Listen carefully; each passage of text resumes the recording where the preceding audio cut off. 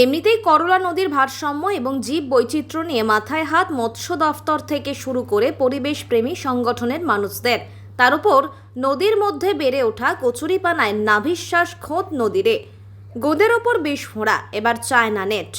শুক্রবার সকালে করলার সমাজপাড়া ঘাট সংলগ্ন নদীবক্ষ থেকে উদ্ধার হলো চায়না নেট। এদিন সকালে জলপাইগুড়ি শহরের একটি সমাজসেবী সংগঠনের তরফে এই নেট উদ্ধার করা হয়। জানা গিয়েছে, এই নেটে নদীর বড় মাছের সাথে সব ধরনের ছোট এবং গভীর জলে থাকা মাছও আটকে যায়। ফলে জলের জীব বৈচিত্র্য ক্ষতি পেতে পারে, এমনকি নির্মূল হয়ে যেতে পারে মাছের প্রজন্মও।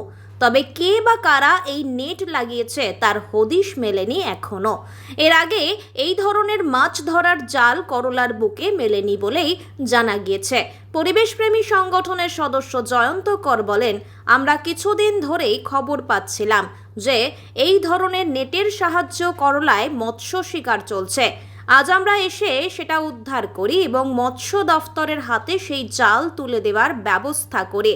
আগামীতে এই বিষয়গুলি যাতে খেয়াল রাখা হয় সে বিষয় নিয়ে আবেদনও জানানো হয়। জাল বাজেয়াপ্ত করলেন, আসলে এগুলো কি জাল? আসলে এটা তো আমরা অ্যাকচুয়ালি কি জাল বলে এটাকে দীপাঞ্জন? ট্র্যাপ জাতীয় জাল বলে এটাকে।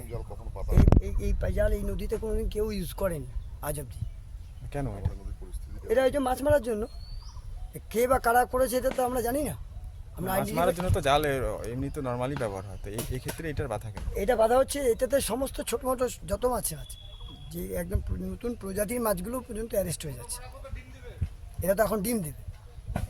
মানে আপনারা কি চান তাহলে? এই জাল যাতে নদীতে জানা হয়, টোটালি ব্যান্ড হয়ে যায়, সরকার থেকে যেন ব্যান্ড করে দেয়। এই জাল কি জাল বলে এটাকে? এটাকে কি জাল বলে? ট্র্যাপ নেট বলে। Trap net. ঠিক, কি করবেন এখন? এটাকে এখন বাজেয়াপ্ত করে আমরা ভাবছি যে ফরেস্ট ডিপার্টমেন্টকে জানিয়ে দেবো এটা ব্যাপারটা।